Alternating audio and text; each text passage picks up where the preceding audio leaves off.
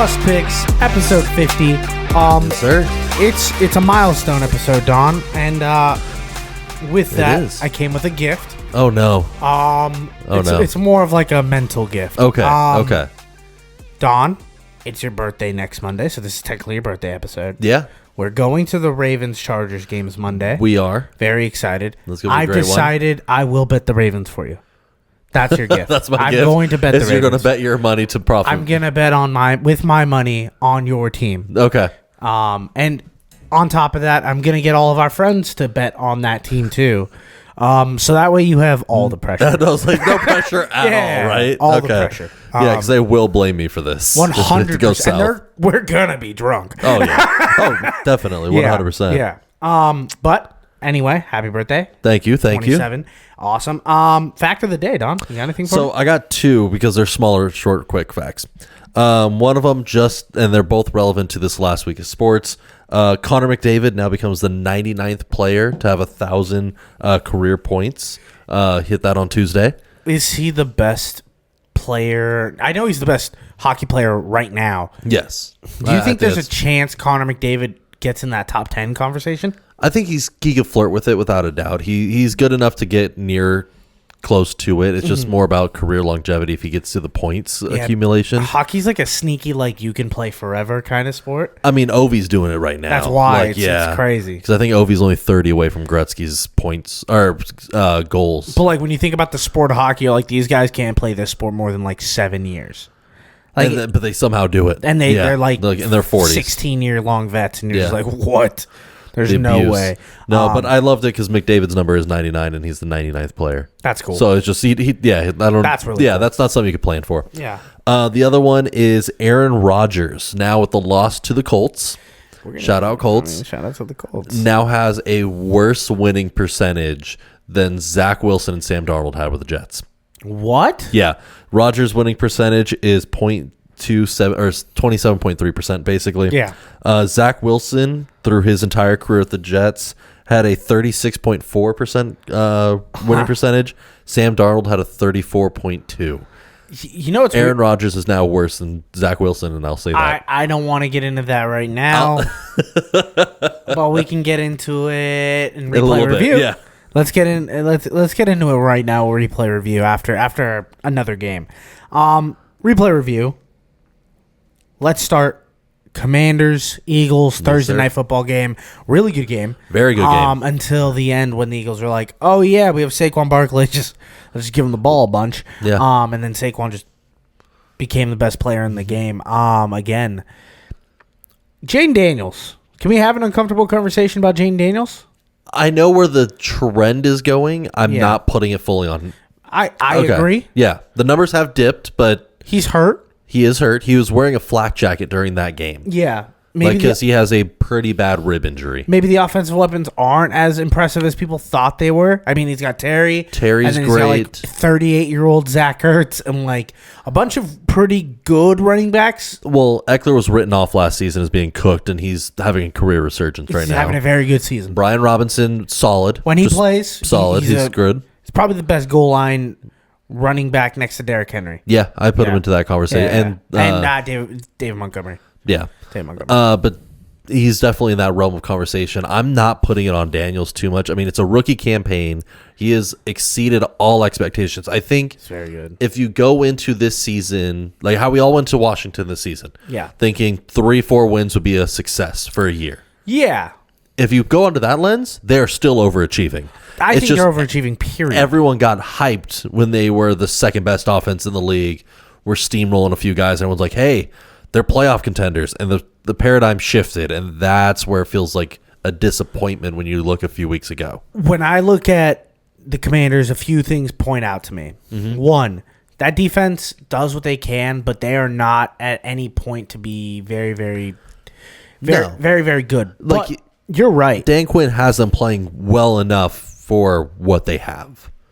And what they have is bad players, and they're Yeah. they traded for Lattimore, and they're like, all right, cool, we're going to try to build what we can. Mm-hmm. They clearly thought like, hey, there's a window here to maybe make a soupy or like win some playoff games. I'll here. say at least a wild card game. Yeah. I don't know if they're that team. I think they are going to get in the playoffs. I think Jaden Daniels is really good. And I think for the Commanders, this is the breath of fresh air with the new ownership that they needed. And hopefully this leads to them getting a new team name next season. So let's hope. I mean, I hope it's a new team name. But I do think that starting this season off with a new quarterback kind of changes the identity of the team a bit. It is that rebrand that they were going for.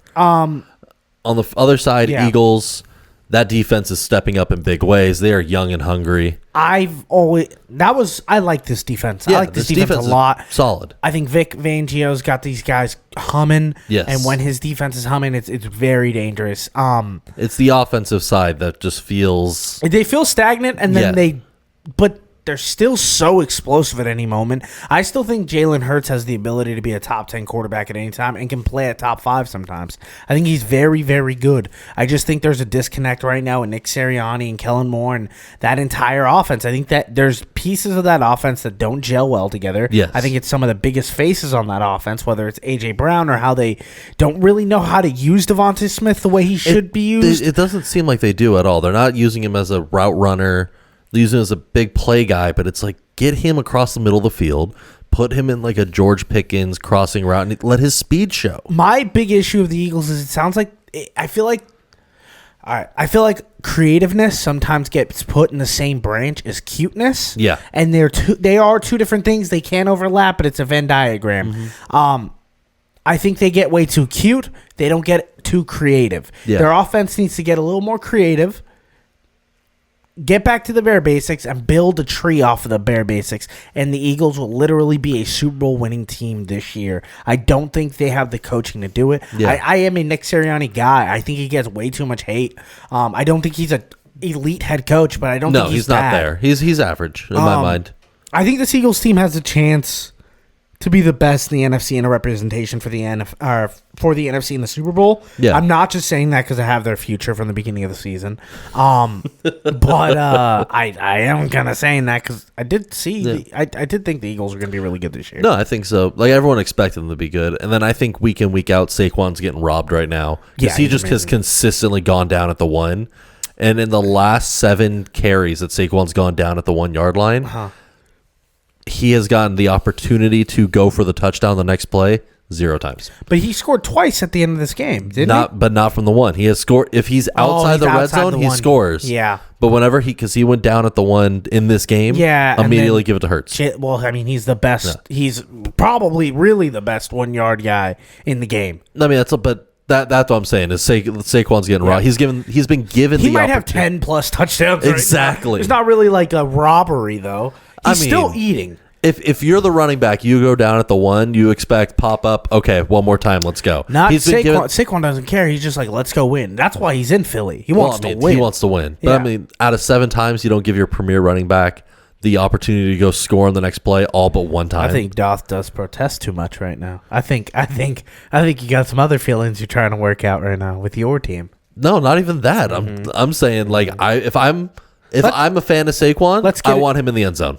I agree. That's all I'm saying. He gets in the end zone. The idea that Hurts has vultured 6 goal line carries. Jalen Hurts is gonna accidentally look up and be like, "Hey, I have 100 career rushing touchdowns if he plays in this league another 7 years." Which he realistically will, based on his health and based on how well the team is performing. Yeah, I'm really a big fan of what these Eagles are going to be and what they are right now. I think Nick Sirianni's getting a little too much hate, but we'll see how it goes. Yeah. You got anything else in this game? No, not much other than I think both these teams are trending in the right direction as an overall whole for what we're expecting at the beginning of the season. I mean, we're going to see these guys play again. Yeah, which is going to be a lot of fun. Ravens, Steelers, Don, I'm going to give you the floor. It's your game of the week. What happened? Just a sad one. At the end of the day, Tucker missing 2 field goals kind of broke the team's back in a way. I was saying it on the podcast last week. I was telling you before the game. This needed to be a game where Derrick Henry needed 25 to 30 carries. Yeah. At the minimum, this needed to be a game where we punched the Steelers in the mouth. We gave Derrick Henry, I think, like only 13 carries, like well below that number, which is crazy to me because he was averaging, through those 13 carries, averaging 5 yards a carry. Mm-hmm. Justice Hill was averaging 6.5 yards a carry, and Lamar was averaging 11.5 a carry. and we combined for just over 20 carries between all three backs, essentially, like all three rushers. And Lamar's passing game was not where it needed to be. He just was not being able to get accurate with the ball. A few drops. Deontay dropped a couple there. Zay had one that hit him right in the hands. But at the end of the day, yeah, just too little. There just wasn't enough there. All right, my bias for Lamar Jackson is bad. I understand that I clearly am in love with this man. So what I did was I told myself I was going to take a step back. Sure. And I was going to write what argument could I make if I wasn't a Lamar fan. Not that I didn't like him, but just purely critiquing how he played if I wasn't such a fan. And then I started writing it, and then I was like, I don't like where this is going. So here's what I'll give you the overall basis of this. Lamar is not good against the Steelers, and somehow that narrative is tangled to, he's not good against the Steelers and playoffs. And other people are like, he's just what Joe Burrow is to the Browns, just with the Steelers. And while those are fair criticisms, here's what I will say. Okay. I think what I said last week was I wanted the Ravens to do exactly what they did this game. Yeah. I wanted them to put the ball in Lamar's hands. I didn't want them to give Derrick Henry the ball 1,000 times because the Ravens are going to be unstoppable when they decide to start doing that near the end of the season. Yeah, you want to leave tread. It's not go time yet. As much as you wanted it to be go time, it wasn't go time for that way yet. There are certain matchups I feel that you need to put the hammer down. I understand that. If you win this matchup against the Steelers, the next one, you don't need to do that. I understand. Because you've put the fear of God into the Steelers on what that backfield can do. And you could play off that. You could roll more play action. You don't need to do that anymore. I don't think you need to put the fear of God into the Steelers. They clearly know what Derrick Henry is. Everyone knows what the Ravens can do. It's just, can you stop them? I don't think the Steelers won this game. I think the Ravens lost this game. I think the Ravens did lose this game. 100% with you in lockstep there. There were a few bright points for me. Having Tre'Davious White knock down 2 end zone passes was a great step up for the defense. Against George Pickens, who's been playing really well. Yeah. I don't think this is a bad game. And that's the first thing I told you. I was like, they played bad. They had some penalties. And even throughout all that, for them to lose just like this, I told you multiple times in the game, I was like, the Steelers aren't going to score. The Steelers are not going to score a touchdown in that game. And they never did. They didn't. It was all Boswell, who is the best kicker in the game, and you guys lost because your kicker missed 2 field goals. Yeah, that's what it came down to. We're going to talk about kickers later. Oh, yeah, that was this week was crazy. But don't freak out if you're a Ravens fan. No, I'm not at all. And then even with the 2-point conversion issue, that I saw the replay. Yeah, you saw the replay where it's Likely and Wallace, and they're trying to figure out who's... Likely and Aguilar. Was it Aguilar there? Okay, I thought it was Wallace in the moment. Yeah. But you could tell that they weren't knowing what blocking assignments to go, and Harbaugh broke that down afterwards too, where he was saying like, this is how this was schemed up, and it's a play that we've run previously, and that's supposed to spring Lamar on the side or get Andrews or Likely to leak out. It's almost the exact same play that the Colts ran with Anthony Richardson. Yeah, it's supposed to be similar. It's just there was a leak out, and the Colts didn't have that. They literally ran power. Yeah. Lamar's fault actually for that play is I'm blaming him. He hiked it way too quickly. And he still had about 4 more seconds to like let those guys get in the set. He didn't even look over there. They were clearly not set. They were clearly not set. If anything, I was very surprised there wasn't a flag. Because neither guy was set neither of them. All. Yeah.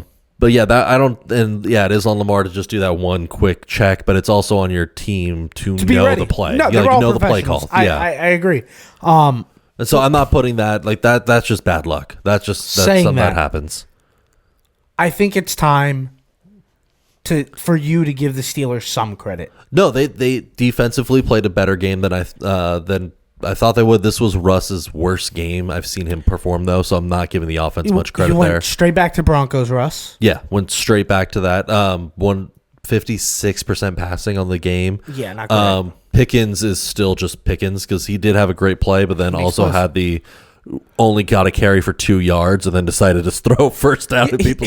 He makes no sense. He also does like jumps, he does little hops before he makes contact. Like he just side jumps. Yeah, it's like what are you doing, bud? Just to jump, and it's awesome. There needs to be a documentary series on George Pickens at all times. I heard someone pitch we need to have the all 22 visual, Yeah. but just on Pickens at all times during a play. I would love it. And I think that would be pretty entertaining. That would be fun. My red zone, but it's just George Pickens is what I've been thinking. Because he makes no sense as And a he's human. so good. He's so he is a good route good. runner. He has good hands. He's just a playmaker. He is the definition of like throw it up there, just see what happens. Yeah. It's really cool. I think the Steelers are a good team. I think they can win a playoff game. I don't think they're soupy yet. I don't think they're in the top 3. No, I don't put them there because they've had like this defense was not as strong as you'd expect for an offense that performed this way. Can I ask you something? Sure. If the Steelers were an NFC team, would we put them in the top 3 of this NFC? I put them top 5. Would you? All right. So who'd you have over them? The Lions, the Eagles. Who else? Would you put Lions. the Packers over them? I would put early season Green Bay. They've been struggling in my mind right now. Not early season. Right now. Right now. Vikings. Would you put the Vikings over them? No. Okay, they're very similar. Yeah, they're very similar teams. I would and probably I put think the Vikings over them. I think the Vikings are regressing back to like Kirk Cousins, fluky where they won every game by 1 win margin. Cardinals, 49ers, are those 2 teams that you'd put over them? I put the Cardinals over them, surprisingly. Okay. Like oddly enough, I would. I think Cardinals are playing like the most rounded football team right now. I don't Most agree. balanced. I think a lot of people are about to be a little disappointed. I think their defense is about to be exposed very quickly. Sure. But yeah, that was Steelers Ravens. I'm very happy how you took that loss. I thought you were gonna really simmer with that one. No, I mean it hurts, but at the same time, there's not much else you can say. You do get your shot back at them. Yeah. And That's it's at what your I'm home. looking forward to. Let's go into the Packers Bears game. It's so I was watching the games Sure. this weekend, and there was something that happened while the Bears were like winning, and I was like, man, the Bears are playing really good. I can't wait for them to disappoint their fans at the last second, not knowing obviously that That they it were would going be to literally the last second where they miss a field goal, and all Bears fans have to go like, oh yeah, this feeling that I'm getting so comfortable with again. Please make it stop. Oddly enough, LaFleur was talking about it in the post game. Undefeated against the Bears. Yeah, he is. But yeah, he was talking about it in the post game where the special teams coach, his name's blanking on me right now, was saying, and he was saying this in the pregame speech, it would be surprising if we don't get at least 1 blocked field goal in this game. Because he saw something in the Bears field goal formation, and apparently that was it. Well, They figured that one out. apparently it's just knock down the long snapper. So, okay, the ruling on that has changed a lot over the years. A lot. Like it's been adjusted a few times, and from what I understand, is the current rule set for that. You cannot line up over the long snapper, Correct. and you cannot go over the long snapper. Correct. You can go next to the long snapper, And you can go through the long snapper as long as you pick a lane, right? as long as you pick a gap. lane and you don't start over him. Yeah. There's a zone from shoulder to shoulder that you cannot start in, but on the snap, if you go in, then you're fine. And I think they said that the kicker really he has low trajectory in his Yeah. kicks, and where they were lined up, they were like, "This is perfect." Exactly. It was something. Yeah, it was that, and then they even got around the pushing rule because you're not supposed to have someone line up in the back and then push everyone forward on the blocking team. Yeah, But you can line up, take a step back, and then basically loop around and then push, which they did. crazy. Yeah, so it's like a really innovative way to block that field goal. The Packers innovating football. They've been doing it forever. Yeah, it was just a surprise to see. Jordan that. Love kind of struggled against this really good Bears defense. Yes, yeah. This Bears offense though fired their offense coordinator last week, and this was Caleb playing really well, and this offense was kind of moving a bit, and you didn't like it. I think this offense wasn't good until the final 2 drives. That's when this offense Probably. finally turned around. Yeah. Like for most of this game, it was rough to watch for me. Yeah, I think there was recency it wasn't bias. fun to watch, but No. look, the Bears offense is probably never fun to watch, but I got to see some swift break off touchdowns, and Caleb was moving a bit, and I still believe in Caleb. I know a lot of people have written the bust logic on him, but I think Caleb's still the best No, I don't think quarterback. he's a rookie. No, I don't think he's the best rookie I quarterback. think he is. I still think he I'll is. take Knicks over him. That's Personally, I'll it's take Knicks over him. The switch with you and Knicks has been monumental. Yeah. Yeah. He has started a cook in recent weeks. He is playing amazing for me. If you would have told me how you felt about Knicks after week 1, it would have been crazy. Yeah. I was thinking this is going to be a multi-year project. You didn't even think, you were just like, he's whatever. Yeah. Yeah. You like him. No, I like him now. Like, he's playing with a grit. He is bottled. He's gotten his accuracy. Yeah. He's the only rookie QB I've seen take that so step happy. forward where the offense is expanding for him. This is my favorite part about the Bo Nix era and the Magic is because this is your first time really dealing with Bo Nix. And in about 2 weeks, we're going to get back on this show and you're going to go, hey, Bo Nix might be bad. And it's going to be so much fun. Because what Bo Nix is he's either the best football player you've ever seen play football or a guy who's never played football. And there's no in between. And sometimes he's just this guy enough where you're like, wait, Bo Nix might be the best player ever. And just when you believe is when he goes, check this out. And then he's just like, I'm going to throw a backwards pass sprinting to the other side of the field. And you're just... I'm not there. I'm not like where I think he's the best. No, like, I know, but it's there. It's the idea that he had 4 passing touchdowns in this game. And all other rookie quarterbacks that had a snap, because Penix went in, combined for 4 passing touchdowns this week too. He's ridiculous. Like he's starting to cook. No, he's cooking. We didn't even cover the Broncos game today. That was a freebie. That was a free. I'm just a fan. We're not even touching the Colts Jets game. I mean that might be for the best. Yeah. Seahawks versus 49ers is the next game. This game was awesome. It was a fun one. Geno Smith rushing in for the game-winning touchdown is not a sentence I thought I'd be able to ever say. That's not even the crazy part to me. Really? So, okay, Geno on the game, 221 passing, 1 interception. Rushes in for that touchdown. Yeah. And then hits the night Selly. Crazy.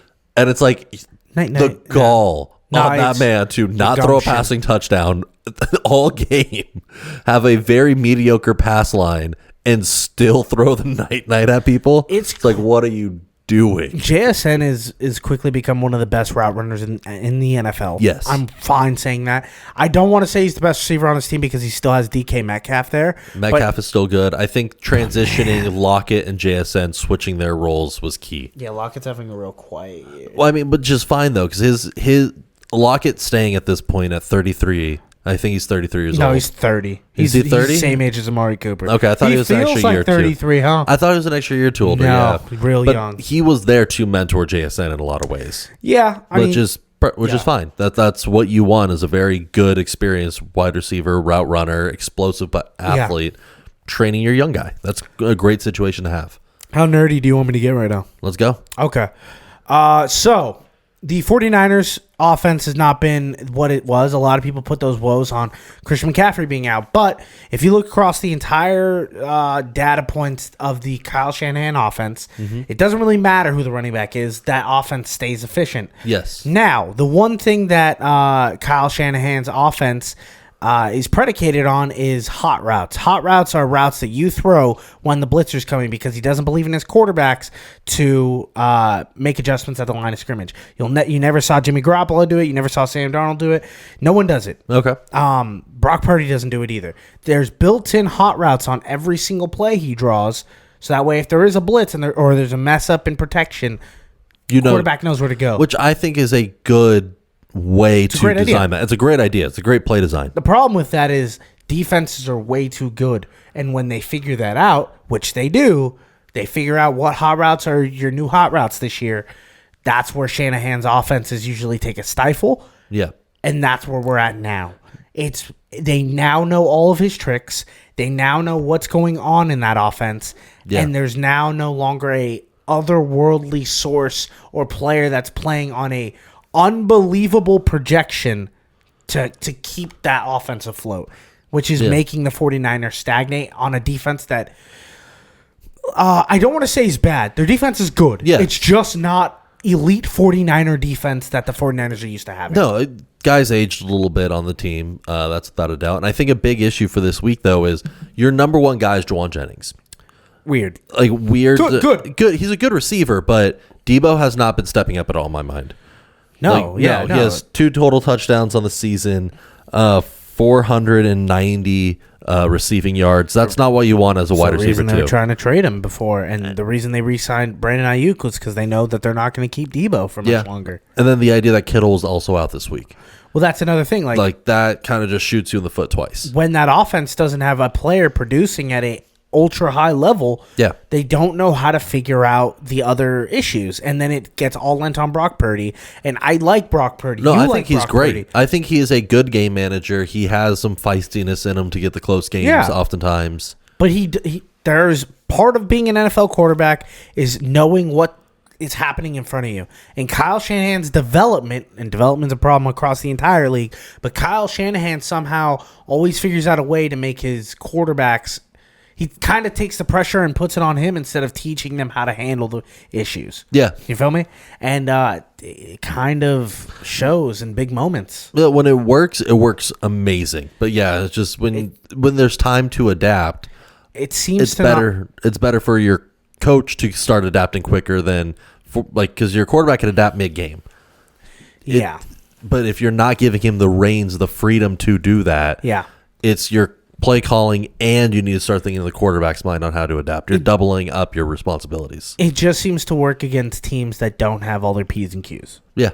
And the Seahawks have a good defense.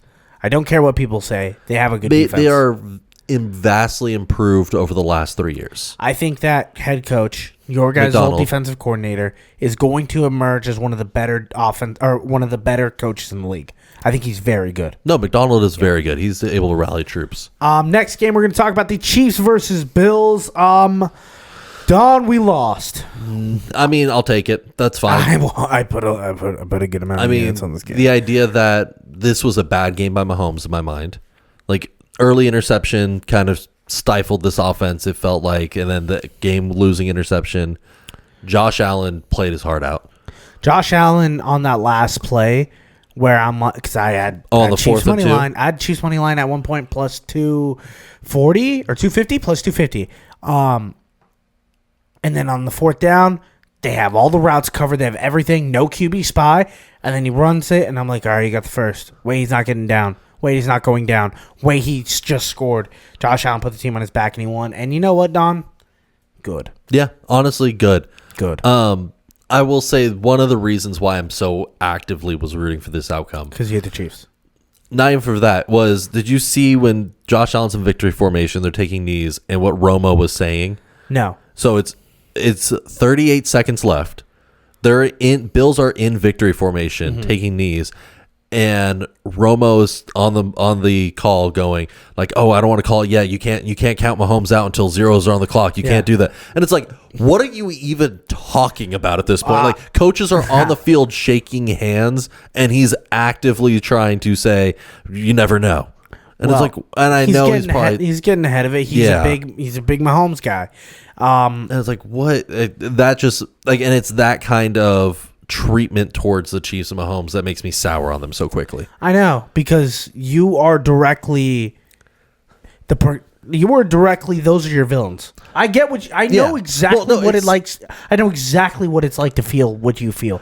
As the Colts fan, I had to watch people give Tom Brady and the Patriots these flowers while we were second best in the AFC for like a decade. I understand completely. I'm fine if you give them their flowers in isolation. Like if they won that game, give them their flowers. If they do well, give them their flowers. Yeah. But the idea that actively diminishing the team who clearly played a better game and dominated the game for the most part and won in the Bills and not being able to acknowledge that even. He did. I mean, they did. Like he was saying great things about Josh Allen. He was saying great, but it's also in the same breath basically going, well, you don't know. They could somehow lose this game even though coach is on the field shaking hands with 10 seconds left. I mean, look, like, you want me to defend Tony Romo? I won't. I don't like any sports commentary. I don't listen to them. They're all annoying to me at this point. But like Patrick Mahomes is kind of that guy. Like, I'm not going to count Patrick Mahomes out. I seen this guy beat the Bills with like 30 seconds left with no timeouts. Like, he's done it before. He wasn't going to win that game. No, he was not going to win that game. But like, this season feels like it could tip because they have continued to win knife edge games, and I think now if teams like obviously this might be just an outlier, but I'm hoping like this is where we see like teams figure out what to do now. Like we have a template. Here's the thing. It doesn't matter. Like even if the Chiefs don't win a Super Bowl, it's still success. Like it's not like nothing's not success. They're playing with house money. They won back-to-back. No one's won back-to-back in 20 years. Yeah, since Brady. Yeah, 2004. This is a freebie season. This is a fun season for them. Nothing matters. If they somehow figure out to win a Super Bowl again with a bad team, like structurally, this is the best team ever constructed ever. Like this dynasty is the most impressive dynasty in sports history. If they can somehow get back to there, but I'm saying it's still already one of them. Now we see back-to-back weeks where last week it was fluky. Yeah, they shouldn't have won last week either. And this week we finally see like, hey, this is a defensive style that works. This is an offense or this might be it. Like this might work like for other teams to at least use the idea and replicate. I'm you know what, Don? I'm gonna side with you because I know what it's like to be you. No, I'm saying once a team is figured out something, the league then tries to pick up on it. That's all I'm saying. 100% correct. That's what I'm saying. That's what happened to the Eagles last year and the Steelers a few years ago where they were like undefeated and then like we figured it out. Or the Cardinals a few years ago when they were undefeated until I think they were 12-0 or 11-0. Yeah. And then they figured out offense. Teams figure themselves out and then it's over. That's what I'm saying is this might be the start of that. Here's the thing about the Chiefs. They don't play a style. They just play. Like they're like jazz. They're the most jazz I've ever seen of football. They kind of just go out there and like, this time we're going to make Noah Gray catch 3 touchdowns. And next week, DeAndre Hopkins is going to be good. And the week after that, Isaiah Pacheco's back. And then like, it's all... We'll see. Because like they got stagnated in this one. And we've seen a couple weeks of defenses have been able to shut this offense down. The Broncos defense is very good. Yes. And the Bills in the Buffalo Stadium, I credit the Bills. I'm just saying if this game is the exact same logistics, everyone's still playing, it's a playoff game, you're telling me you take the Bills right now? If it was the exact same spread? Exact same spread? Actually, if this matchup is redone in the playoffs, correct, with everything the same, I would take the Bills. Okay, because I think like, hey, they know something. Gotcha. I disagree. Bengals versus Chargers Sunday Night Football game. It was Justin Herbert balling in the first half, doing what they do. Harbaugh flexing. The Bengals struggling. Don looking like a genius, saying Joe Burrow who? And the second half, Joe Burrow's like, this is who I am, and he had a great game. I don't want to get back into this argument because we've had it too many times. If Joe Burrow's a good quarterback. He had a great game. He had a good game. I'm not saying Chase had a better game. What my thing with this game is, I think the Chargers nearly chargered. That doesn't diminish what Joe Burrow does. It does when the offense is not producing anything. No, it doesn't. He's still the produced. Defense is getting tired because they're on the field more than the offense. But if they still produce, no, I'm not saying Joe Burrow didn't have a good game. I did not say that. No, I know. I'm saying I think the Chargers' offense stagnating completely in the second half. Correct. Leads to the Chargers' defense getting tired. I agree. And allowing more plays to happen against them. That's still, more opportunities to have more things happen. That's diminishing the effect of how well they played offensively. But that's what happened as well, though. That's fine. That is what happened. But we could say that about everything. Lamar Jackson played bad because he didn't have the ball enough. But if they're not score, if it was 24-6 going into halftime, correct, and the offense proceeded to not be able to move the ball at all during the second half. Yeah, until the very end. Until the very end. When J.K. Dobbins ran it in, they're like, okay, we have to play football again. Then they iced it. But the Bengals missed, 2 field goals? Evan McPherson missed 2. Yeah. They were in position to win that game a couple times. The Bengals also bungled. The Bengals are bungles. They're bad. They bungled it more than the Chargers. Correct. And cool. Harbaugh's magic really does work out. It does. I think Joe Burrow, and I said this while we were watching the game, I think your take and everyone else's take with Joe Burrow, I think just like most things, it's somewhere in the middle. I don't think he's Dak Prescott level, which is what you kind of think. I put him into that realm, yeah. Okay. I think And- he is Dak Prescott with less interceptions. I don't think he's undeniably a top 5 quarterback. I think he's somewhere in the Herbert area. I think that's where he's at. I kind of find that disrespectful to Herbert in a way. And that is bananas. Herbert is second since 2020. He is second in all-time clutch fourth down drives. Oh, really? In the league. How is his playoff record? Cool. Yeah, when you have no defense for years, sure. I don't know what to tell you, man. That's what people do. That's what they look at. Okay. And Joe Burrow seems to somehow figure out moments. He has a Heisman. His story is big. Like, he has a good story. I think it can get old, especially when you're like, this guy doesn't do anything. He doesn't do anything crazy. I just saw my quarterback run backwards for 40 yards and then run forward to the 1 yard line. And no one talks about that play, but you see Joe Burrow break a tackle and like throw a dump route and Chase Brown run it up the field for 50 yards. And they're like, Joe Burrow, isn't he amazing? That's what pisses you off more than anything. I just not even that. Like, that's not the issue for me at all. For me, it's more, I think Joe Burrow is doing average quarterback things. I think he has for that. Next level elite receiving talent on his team. And I think that it's more them doing it for him rather than him doing it for them. I think he's the closest to the top 3 that gets into that mode where they're like, oh, he's in takeover mode.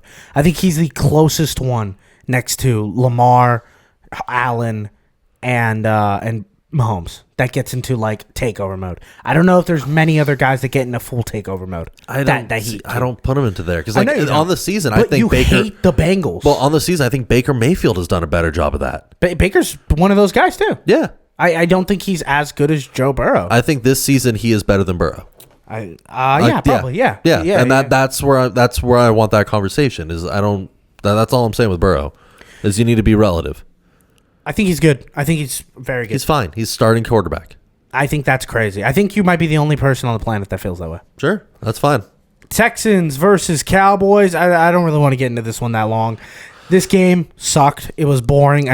When they were taking down the curtains at the start of the game, the sheet metal falling onto the stadium kind of set the way that this was going to go. The Cowboys are literally falling apart. Yes. Like even the stadium. It's crazy.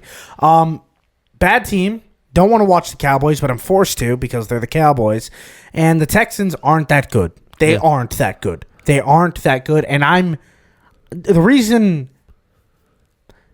your whole Joe Burrow thing, it's going to come back to me because I think I'm going to start the CJ Stroud campaign. I'm not that far off from you on that. I think Stroud is... I've been saying it for a long I think long Stroud is good, but the idea that this offense is carried by Joe Mixon right now. It's crazy, right? Stroud would have a better stat line in this one if the 70-plus yard Nico touchdown wasn't called back because of holding. And if his receivers were healthier the whole year. This is a game you're playing against Cooper Rush. This is a game that you need to beat down your opponent. Yeah, beat him. Like, this should not have been a close game going into the halftime. Mm-mm. And I don't. This should not have been that way. Still covered my -9.5 alternate. Yeah, they ended up, and that was because the defense stepped up. Yeah, their defense did great. Good. Cowboys, on the other hand, in the last 6 home games that they've played, 111 minutes, 17 seconds of game time, total game time, with penalties and everything skewing it a bit. Out of that time, they've spent 98% of the time down by at least 20. What? Or down, and then they're the first team to be losing by at least 20 in 6 games. I know that they have Separate a crazy home streak that they're doing of losing. Yeah, they're doing bad. They have yet to win a home game this season. Yeah, since they lost to the Packers last year at home. Beautiful. Yeah, they have yet to win a home game. Yeah, I'm happy that this is happening to the Cowboys. Not because I'm a Cowboy hater. They really don't annoy me like everyone else says they annoy me. I don't know. I'm not surrounded by annoying Cowboy fans. That might be my problem. I don't hate the Cowboys. It's more of a you know what they're capable of as a team. I don't. I think they're bad. Like I think Dak can get good. Like, can be a fire god when he turns it on. He can be competent. Yeah. CD's elite. Without a doubt, CD's elite. CD's in the top 3. I like Jake Ferguson as a tight end. I think he's top 10 tight end. I think he's exactly what Dalton Schultz was. Like, I think he's fine. Yeah, I think they're interchangeable, that Yeah, I think spot. they're fine. Micah Parsons is great. Like, you have good elements on the defense. It's the idea that you're not helping the team. And that's what bothers me is Jerry Jones is actively destroying this team. And that's where I get hot about it. I'm just like, maybe they'll finally do something, but they can't because they just spent $700 million on their quarterback. So Yeah, they're stuck. Bust of the week. Don, who's your bust of the week? For me, I'm giving it to Daniel Jones. Bye week this week, he gets benched. It came out that he is going to be benched for Tommy DeVito. But not just that. They have dropped him to quarterback 3 on the depth chart. They have As they moved should. Drew Lock over him to They're paying Drew Lock. Well, they're paying Drew Lock, but to insulate Daniel Jones as much as possible, so they don't need to pay him the injury guarantee money Correct. if he gets hurt. Correct. And That is how much this team wants him off the well, roster. they're now. going to tank. They're tanking. They're That's the real actively thing. tanking. Because if they wanted to actually try to win games, they'd probably play Drew Lock. Tommy DeVito will give him a little buzz. We're going to have to watch Tommy DeVito on a Thursday night game, Thanksgiving game. And Gonna be that's gross. the nap fest of the year. They put it in the afternoon perfectly for us. Oh, that's right after you eat We like eat our your first early serving, Thanksgiving yeah, dinner, yeah. and you just take a nice nap through that game. Yeah, we're going to sleep right through. I'm going to wake up Cooper Rush versus Tommy DeVito. Are you wake up- ready for that? I'm going to wake up in the fourth quarter and be like, 10-13. Looks like I missed it, huh? Like, oh, no. I don't even know if they get to that yeah, point. I said honestly. 10-13, and I was like, no shot. It's that electric. Like 7-3. It's like 6-9. There we go. That's your bust of the week. That's my Daniel bust of the Jones? week. That's It's a good just one. that's how bad do you have to be performed for the team to want you back off this team that much? My bust of the week is the SEC conference of college football. It's college football time. We're down to the last 2 weeks of regular season, and then we're gonna get into the championship round.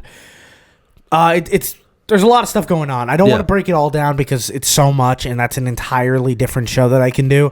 But pretty much it's coming down to this. There's 12 teams that get in, and the SEC thought that they were going to get 6 in. Which was wild to even have as a thought. Now, they thought if the SEC could, they'd put 8 teams in, but they can't. And because they only got 4 bids in right now, and Tennessee was left out, and people are even like, well, South Carolina could get in. The SEC fans are losing their minds because, yes, their teams are really good, but they cannibalized themselves. Yeah. And now like everyone thought they were going what was going to happen the minute that the transfer portal opened up. correct. So now they're kind of sitting there, and the number 1 seed that got announced, it's not official because the season's not over, but Oregon's 1. Mm-hmm. 2 is Miami. 3 is Georgia. 4, Boise State. Yeah. They said, we'll take 1 loss Boise State, whose 1 loss is a 4-point lead or 4-point game to Oregon, the number 1 team in the country. Yeah. We're going to take them, as they should. They're saying we're giving these Mountain West group of 5 teams the respect they deserve. You play your conference, you play how well you play against good teams. That's how we're judging it. This is what people wanted for years. Yes. And the SEC, who is the power of football, they are the power of college football. What they say, what they want, will go down. That they own ESPN. They make more money for ESPN than the NBA does. At this point. So, here's what I'm going to say. The SEC will have at least 5 teams in this playoff because of their whining. I hope not. I really hope not, because this is the idea. Like, this playoff was supposed to balance things. A 2 or 3 loss team will get in over a team that has 1 loss. If Indiana loses to Ohio State badly this week, they're going to lose, and then we're going to get Tennessee in, who has like 2 losses and can't score more than 20 points since week 3. Like, that's what's going to happen. And that's going to be for the detriment, because they're just going to get bounced out immediately. So, Yeah. so will And they don't Indiana- care. So will Indiana, but they earned it. Yeah, they earned it to get there. Yeah. Let's get into play ball. Play ball, we're going to make bets and spread on every spread or whatever we like Sure. in these games. We're going to take a bet on every game. 7 games we're going to get through. Let's start with a Thursday night game. It is Steelers versus Browns. Aren't you excited that you're not going to be watching this game that much? This game is going to be filthy to watch. This game is going. I'm trying to find a prop for it because it doesn't come out until game day typically. 8+ sacks total in the game feels like a low number for me For both teams? for combined, and it feels low. because Myles Garrett is an animal. TJ Watt is an animal. He's so good. This is going to be a slog fest to watch. I disagree. I think the Steelers are going to have a little bit more of a. I think they're going to have more juice than the Browns do. I think they're going to score 2 touchdowns. Boswell's going to hit a couple field goals. I think the Browns, they're going to have a couple shifty plays. I think this game's a little bit more electric. I'm not going to bet the over. I actually think it's going to be really close to that line.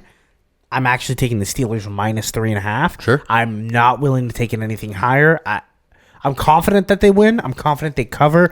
But if this thing gets to 4.5, I think I'm taking the Browns. Yeah, it starts to feel spicy there. Yeah. For me, I like 2 different ones right now. For me, I'm taking Russell Wilson over 172.5 passing. I like that a lot. Actually, I like that. Yeah, this a line lot. feels very depressed by Vegas odds at the moment.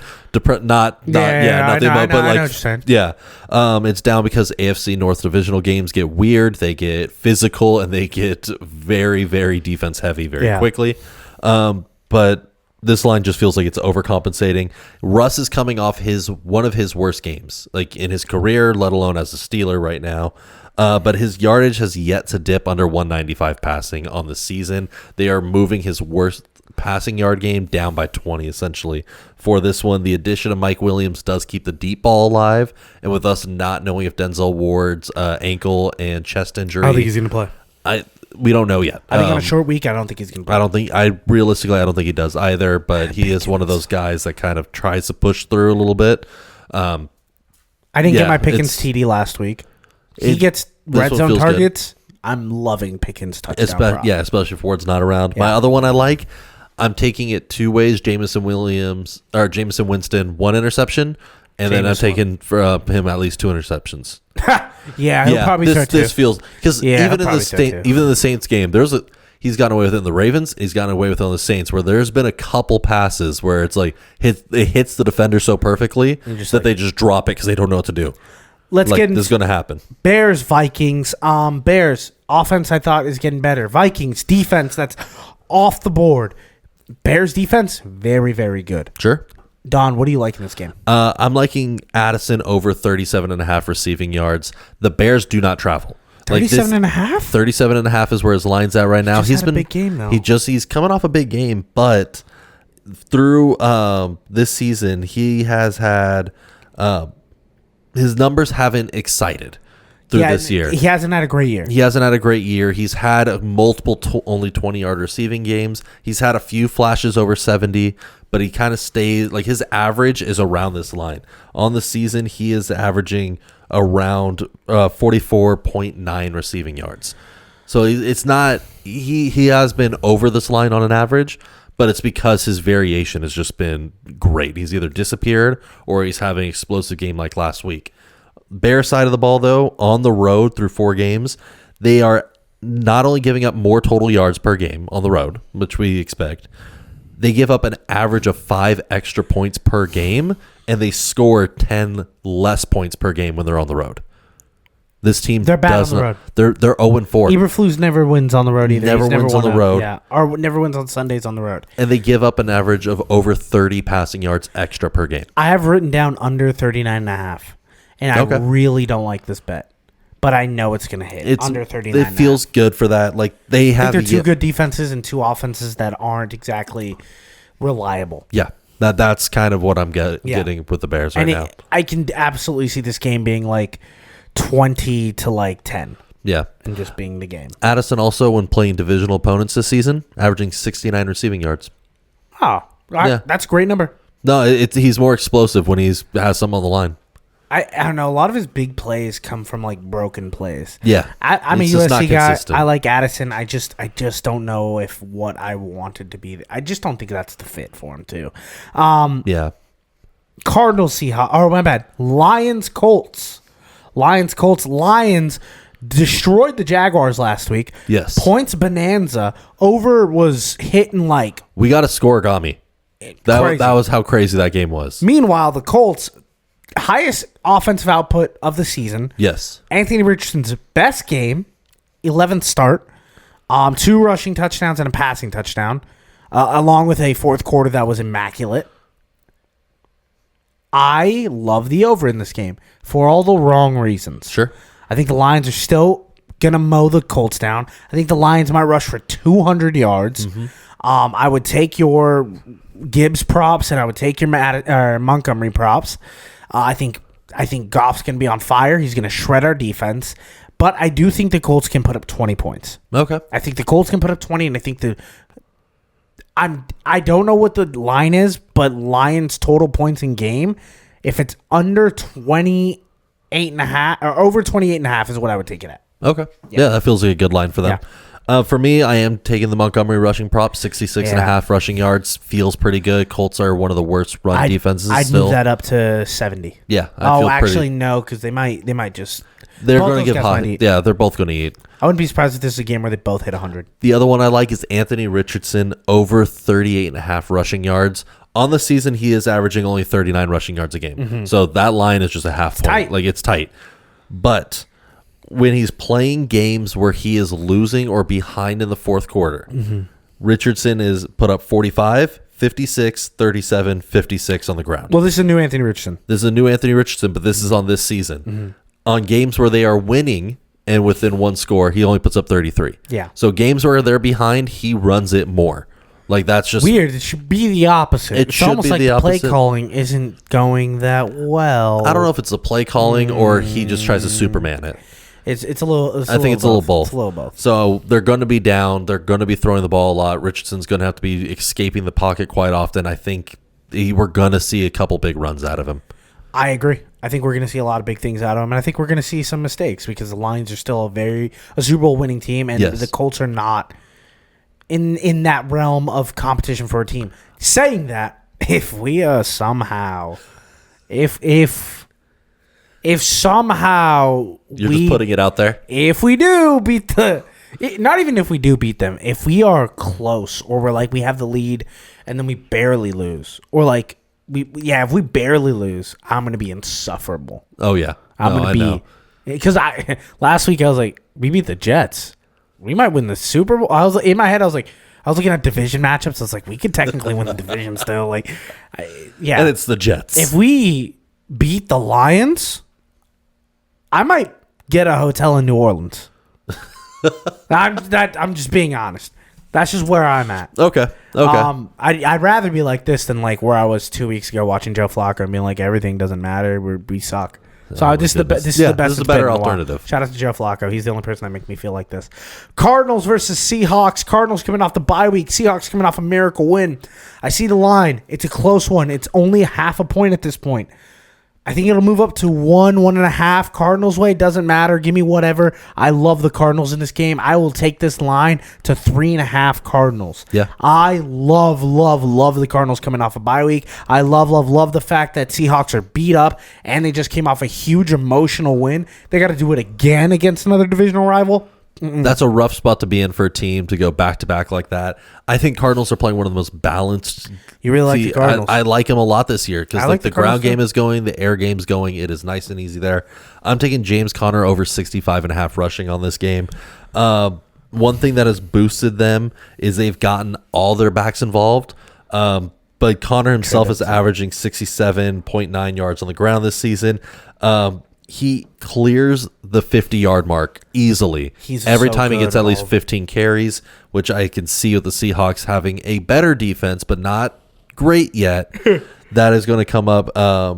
Seahawks are giving up 130, almost 139 on the ground. Conner is averaging just under 70 yards a game whenever he plays against the Seahawks through his career. Yeah, Conner is like an ageless wonder, and I've kind of been a hater of James Conner. Not like a hater of like, man, I hope this guy doesn't do good. I'm just kind of like, I mean, he's like the talent level isn't there compared to other running backs. Why does this guy always keep just figuring it out? There's got to be more talented players consistent. out there. He's just Mr. Consistent. And at some point, you have to be like, you're 30 years old. You've been doing it as long as Derrick Henry, and at a pretty high clip too. You haven't been bad. Shout out to you, James Conner. I hope your career lasts another 14 years. I mean, he might go for another 3-4 at this point. Like he is not. I've not seen that drop off that everyone predicted 3 years ago. It's crazy. Eagles, Rams, Sunday Night Football. Really good Sunday Night Football game. We're gonna have a friend actually at that game, and he told me Eagles are the bet of his life to cover -2.5. So this isn't my bet. I'm just taking my friend's Eagles minus diehard 2.5. Eagles fan. Biased diehard Eagles fan. I think it's a good pick. He didn't give me any statistics or anything to back it up besides the Eagles fly, and then he screamed some stuff that I'm not allowed to say online. Okay. Yeah. Makes sense. Yeah. For me, I'm taking Cooper Kupp under 74.5 receiving yards in this one. Vic Fangio, like we talked about, has had this Philly defense really going. They are able to shut down number ones very consistently. Through Cooper Kupp is averaging 81.3 a game right now, but in his 4 times this season covering this line has been against New England last week, where he had that cover 0 that broke off, and that's what got him over the line. Uh-huh. He has played against Miami. Not the best. Bad defense. Bad defense, and had Sometimes. to get over 8 catches to get there. He went against Seattle. Mm-hmm. Not the best receiving, and that's a divisional opponent. And the Lions in week 1, where he had 14 catches to clear the 74-yard mark. He'd be doing that, though. He'd be doing that, but now you have an offense that has more mouths to feed. Kobe Parkinson's getting involved a lot more. You still have Demarcus Robinson in the red zone. He's not. And you both have those guys aren't the mouths I'm worried about. And then you got Puka. I know. I was saving the best for last there. And Puka getting going here.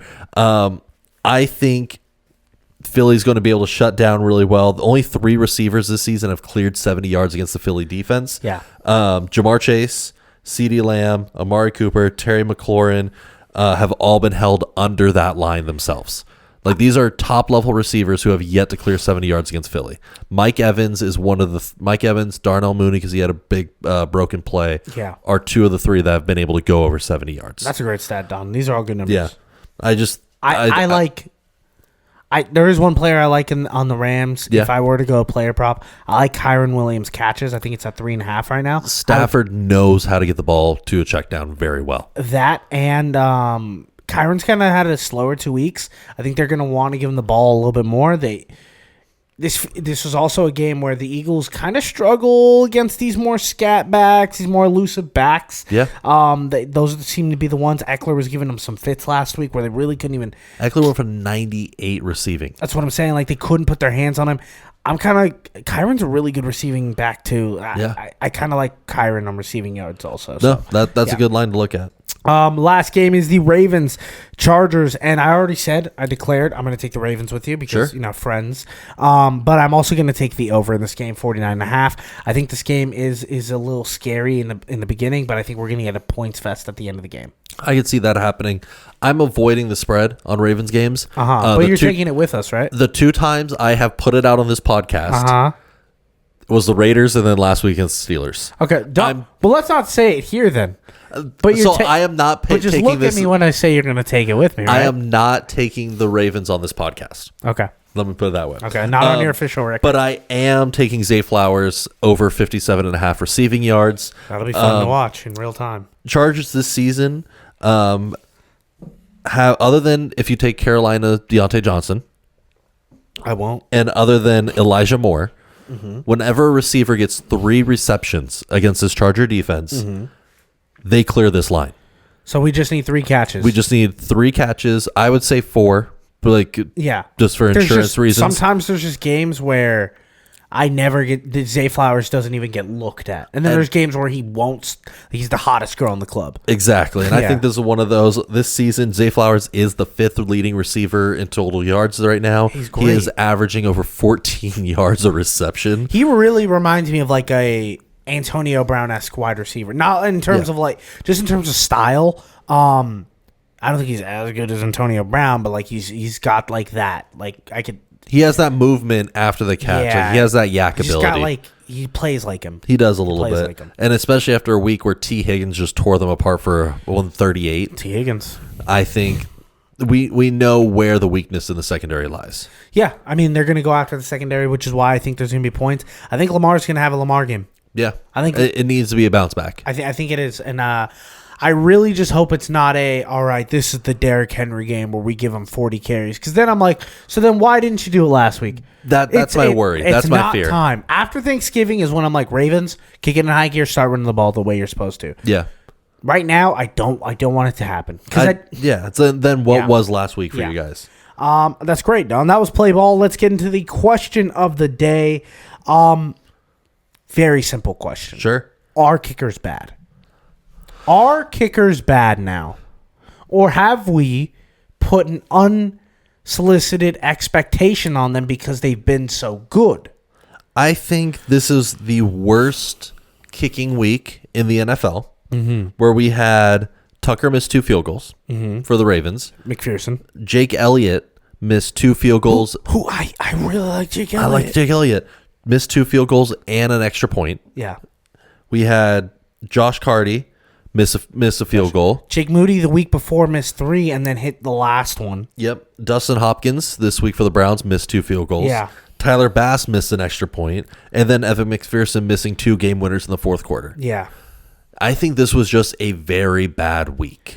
Yeah, it's We always have one of those weird, wonky weeks in the middle of a season, especially when things start to get colder, when bodies are starting to adjust. We're This is getting the into cold the week. winter time. It's the cold week. Mountains just opened. Still getting used to the weather change a little bit. Bodies are tighter. We always have 1 or 2 weird weeks where no one can hit a kick, except for Boswell, apparently. Well, I got to give shout out. He's first kicker to have over 5 in two games in a single season and win both. he's gonna get so much money. He's gonna get so much money. Yeah. No, I just say that because like we were kind of going through a renaissance of like kickers kind of changing football, where we're like Tucker and the Cowboys kicker who I always Brandon Aubrey. Yeah. Aubrey missed a couple. Yeah, and like but there was a point where we were just like, these guys might change the game. They can make kicking whatever they want. Like they just have to get to this, and it's not as simple as that, and it probably shouldn't be. Kicking is very hard, and it's like a mental science. Yeah.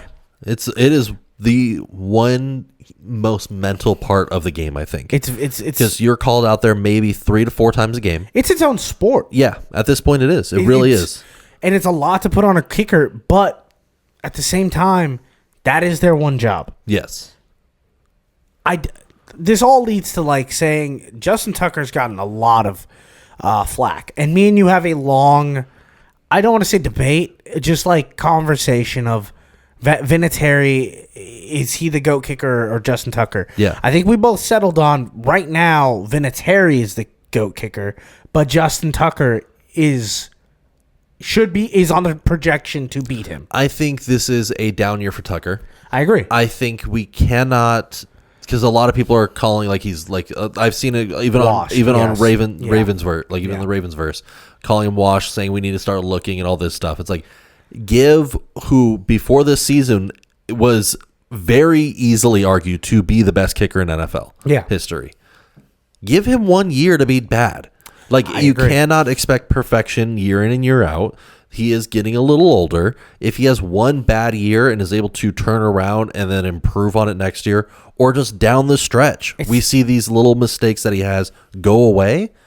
Fine. It's a blip on this. It's a blip. I think it's overreacted. He's at 6 missed field goals or 7 missed field goals on the season. I think 6. Okay. And that's still not a terrible No. mark at all. It's just this is the first time where he's not head and shoulders number 1. Exactly. In a long time. And I think people are taking the overreaction because it's not. It's other people get to poke holes at the great one, at a great athlete. It's just for kickers especially. It just feels like when the sauce is gone, the sauce is gone. Yeah. Quick.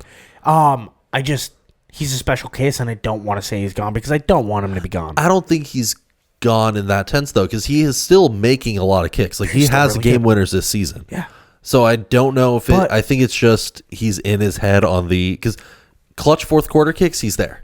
Okay. It's just the in between stuff. I think he's overprocessing, overthinking. Can I ask you one question? Sure. though?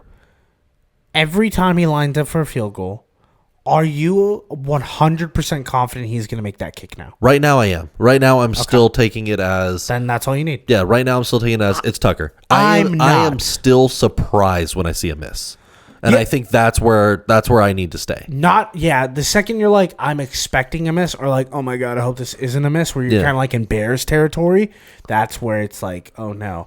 How many missed field goals before you're like, maybe we should keep an eye out? If that number 6 gets to 12 by the end of the season? Then I start to worry. Okay.